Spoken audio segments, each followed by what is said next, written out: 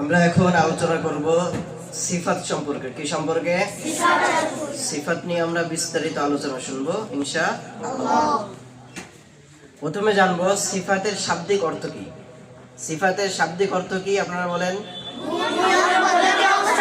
গুণ, নিয়ম, পদ্ধতি, অবস্থা।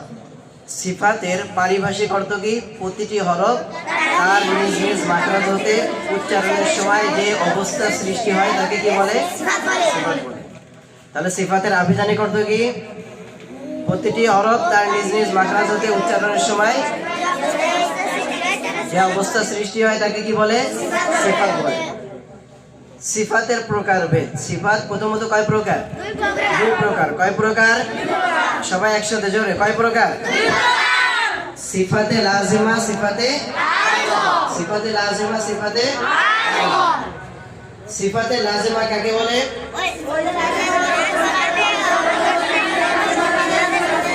সিফাতে লাজিমা ওই সিফাতকে বলা হয় যে হরফের জন্য যে নির্দিষ্ট সিফাত রয়েছে সেই সিফাত অনুযায়ী হরফটি আদায় না করলে হরফটি হরফে থাকে না অথবা ত্রুটিপূর্ণভাবে তাকে কি বলে? সিফাতে লাজিমা বলে। তাকে কি বলে? সিফাতে লাজিমা বলে।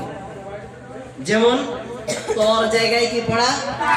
পড়া। সিনের জায়গায় সদ পড়া, সার জায়গায় জাল পড়া, ইত্যাদি ইত্যাদি। ঠিক আছে?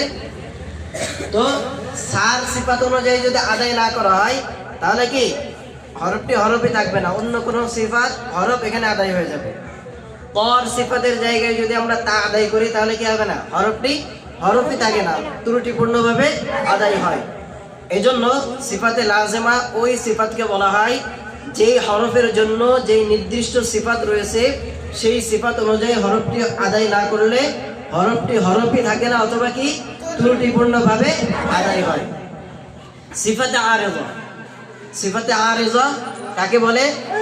যেই হরফের জন্য যেই নির্দিষ্ট সিফাত রয়েছে সেই সিফাত অনুযায়ী হরফটি আদায় না করলে হরফটি হরফই থাকে কিন্তু কি হয়? ত্রুটিপূর্ণ সৌন্দর্য নষ্ট হয়, কিন্তু কি উচ্চারণের সৌন্দর্য নষ্ট হয়।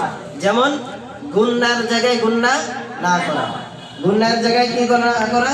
গুন্না না করা। এজন্য সিফাতে আরিযা কাকে বলে? আবার বলেন।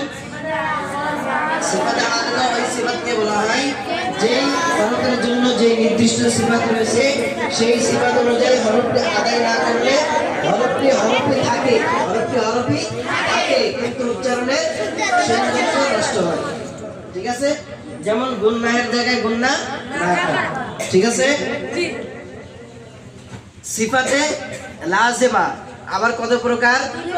দুই প্রকার। সিফাতে লাজিমা কত প্রকার? দুই প্রকার। সিফাতে লাজিমা মুতাদাদ্দা, সিফাতে লাজিমা গায়রু মুতাদাদ্দা। সিফাতে লাজিমা মুতাদাদ্দা মানে পরস্পর বিপরীতমুখী সিফাত। পরস্পর বিপরীতমুখী সিফাতকে কি বলা হয়? সিফাতে লাজিমা। আর সিফাতে গায়রে মুতাদাদ্দা, সিফাতে লাজিমা গায়রি মুতাদাদ্দা কাকে বলে? পরস্পর বিপরীতহীন সিফাতকে কি বলা হয়? সিফাতে লাজিমা গায়রি মুতাদাদ্দা।